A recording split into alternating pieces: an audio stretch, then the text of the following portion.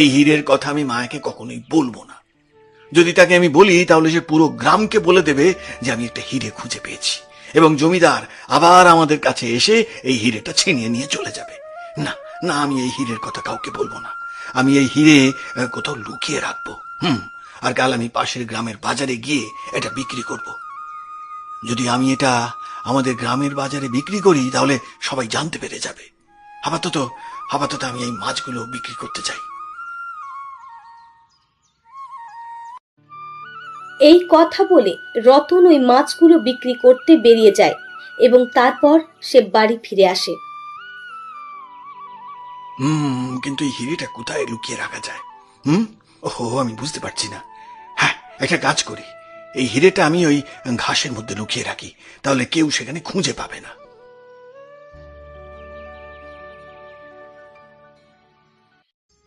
রতন ঘাসের মধ্যে সেই হিরেটা লুকিয়ে রাখে।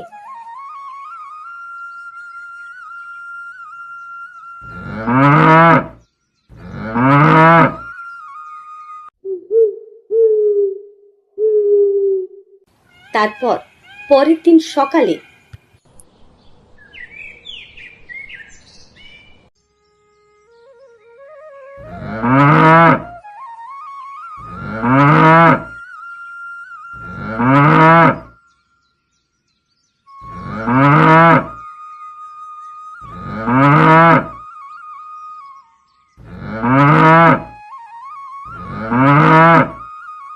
আমি আসছি, তোমাকে এবার কিছু ঘাস দেব।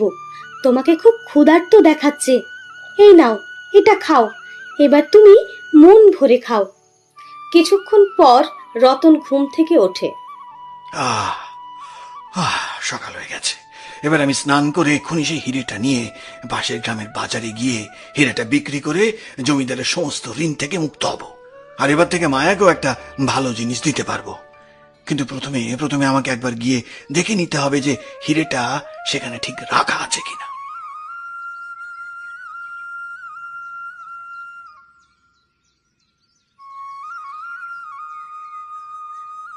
আরে, এখানে যে কিছু ঘাস রাখা ছিল, ও সেগুলো কোথায় গেল? কোথায় গেল মানে? তুমি কি জানো না আমি ওই গরুগুলোকে খাবার খাইয়েছি? হ্যাঁ, তুমি তুমি তুমি কি বলছো? কি? ওহো, তুমি কি গরুগুলোকে ওই জিনিসটাও খাইয়ে দিলে নাকি? আজ তোমার কি হয়েছে বলো তো? কি সব বলছো তুমি? হ্যাঁ হ্যাঁ, কোথায় গেল আমার হিরেটা? কোথায় গেল? আরে আরে, তুমি কি কি কি করছো? তোমার মাথা ঠিক আছে তো? তুমি কি খুঁজছো বলো তো এখানে?